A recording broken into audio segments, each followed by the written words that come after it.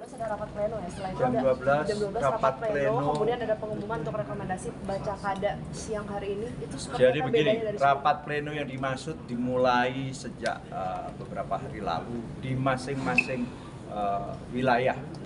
Jadi bukan pleno masing-masing kayak misalnya Jawa Tengah hari Minggu besok. Nah hari ini saya tidak tahu provinsi mana.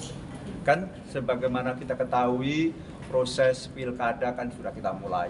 Di antaranya sudah di masing-masing daerah sudah membuka pendaftaran dan sebagainya. Itu semacam progress report. Sekali lagi, progress report dari masing-masing daerah tentang pilkada di masing-masing daerahnya. Itu yang dimaksud pleno.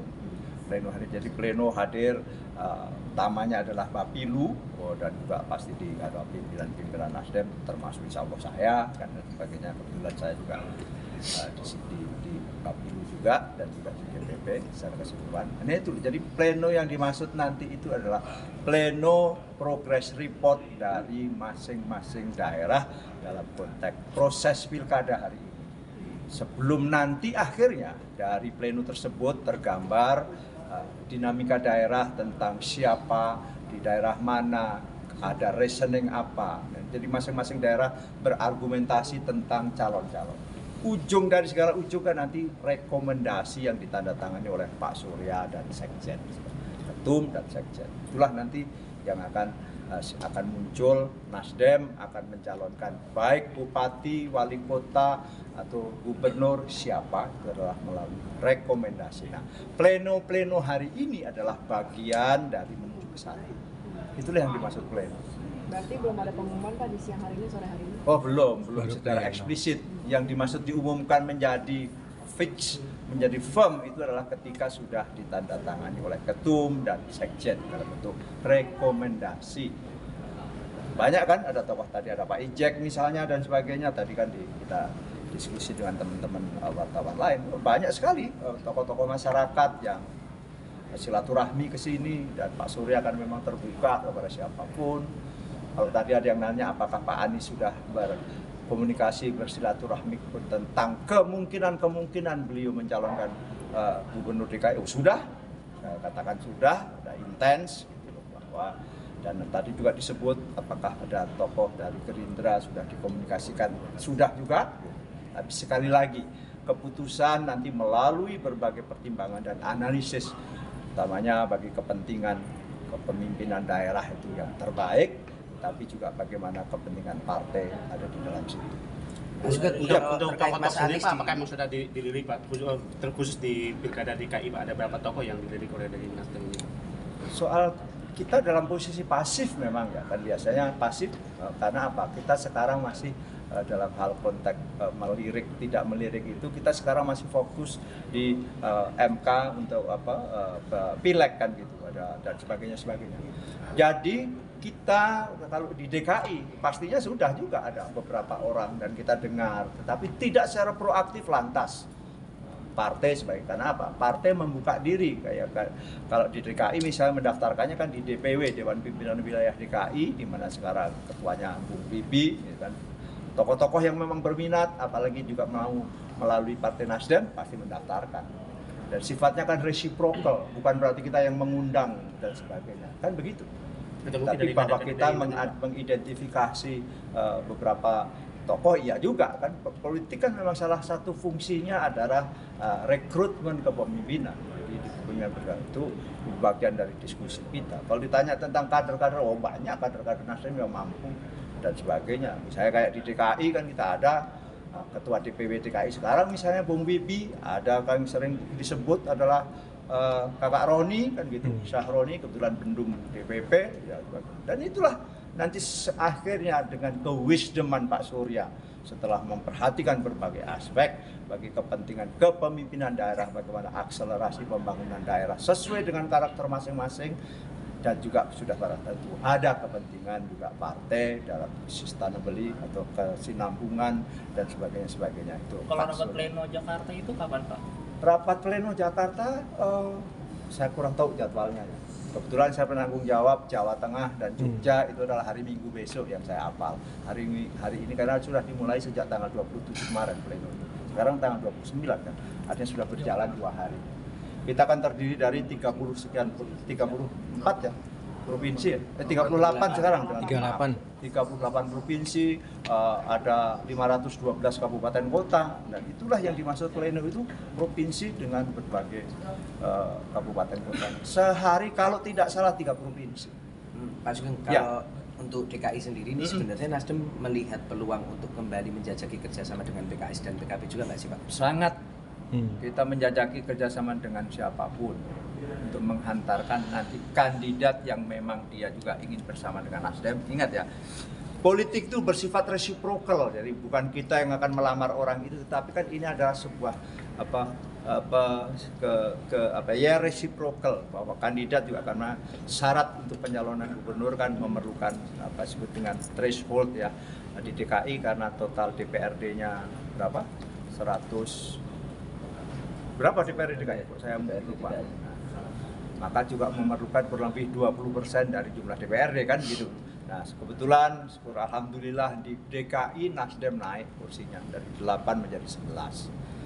Nah, kan gitu. Kalau tadi disebut memang pemenang pemilu DPRD di DKI ini adalah saudara kita PKS yang dengan 18 kursi. Demikian juga PKB naik di DKI menjadi 10 kursi. Jadi kan 8 atau 10, mohon maaf, tolong dikoreksi sekitar itu. Mas Sugeng, terkait pilkada di Jateng, apakah sudah ada berkoalisi dengan siapa? Kemana? Kita belum, bahkan kader-kader calon-calon juga berkomunikasi kita juga iya, gitu loh. Misalnya apa? Sebut saja misalnya Kapolda Jateng ternyata juga punya minat untuk mencalonkan gubernur. Ini akan komunikasi dengan kita, bahkan sudah diagendakan kalau tidak salah besok hari Jumat ya. Hari Sabtu. Nah itu misalnya. Kapolda Jateng mantan Kapolda. Kapolda Masih aktif ini. Masih aktif kan. Lutfi. Pak Lutfi. Lutfi. Misalnya itu. Ada juga beberapa waktu lalu saya lupa ya siapa. Juga demikian komunikasi, misalnya mantan wali kota Semarang kan gitu juga waktu itu komunikasi apakah mereka lantas akan jalan terus atau tidak kan. Sementara memang harus kita akui kader Nasdem untuk di Jawa Tengah selevel provinsi kita nampaknya belum muncul ya yang dari internal kita. Beberapa nama sudah teridentifikasi. Yang bukan kita ya Allah yang takabur kita, termasuk saya misalnya, tapi kan saya lebih fokus di DPR.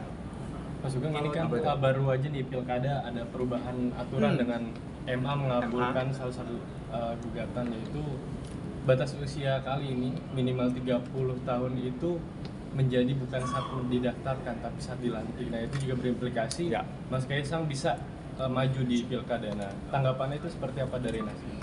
Iya, jadi begini, memang dalam politik sebenarnya selain hal yang sifatnya normatif ya dalam bentuk undang-undang, ketentuan atau konstitusi, tapi hal yang lain adalah memang tentang bagaimana kepantasan dan sebagainya, dan juga ukuran-ukuran yang sifatnya kualitatif. Kalau soal usia kan siapa matang dalam usia berapa kan juga sangat relatif.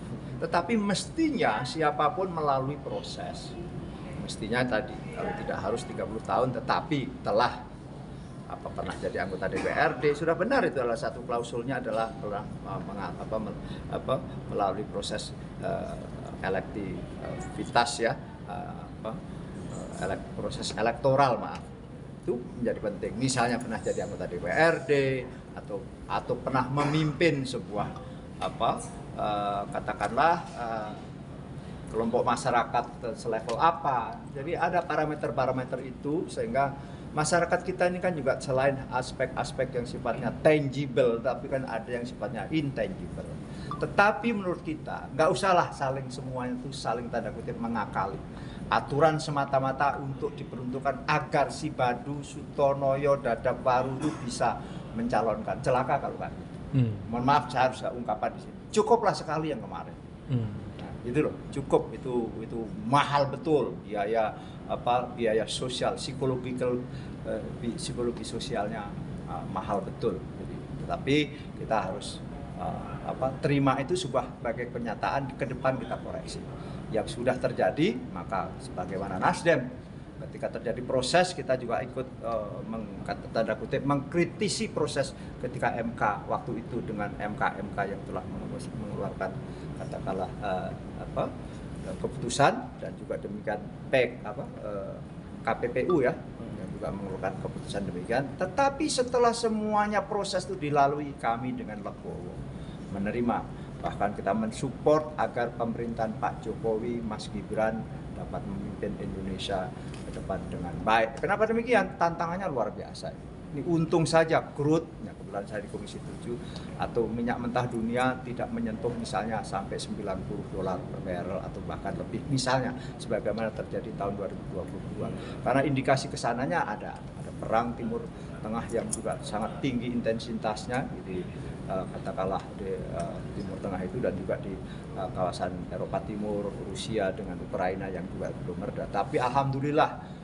dunia sama-sama mengerem agar jangan sampai minyak ini memang hari ini misalnya naik gitu, hampir $2, tapi tidak, tetap masih dalam koridor namanya ICP, Indonesia Crude Price. Dolarnya melampaui harga 16.000 dari yang ditetapkan 15.500, sehingga kalau sampai lagi-lagi nih jangan sampai terjadi harga crude misalnya sampai 90 sampai 95 misalnya di rata-rata, dipastikan APBN kita jebol. Kenapa? Subsidi di energi khususnya minyak dan gas. Gasnya adalah gas LPG 3 kg yang total volumenya 8 juta metrik ton itu, dan juga Pertalite yang jumlahnya 31,4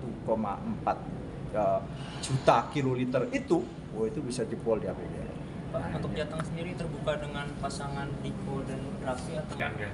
Ini dalam persidangan nama Partai Nasdem sudah disebut mulai dari ada dana 850 juta dari Mentan untuk acara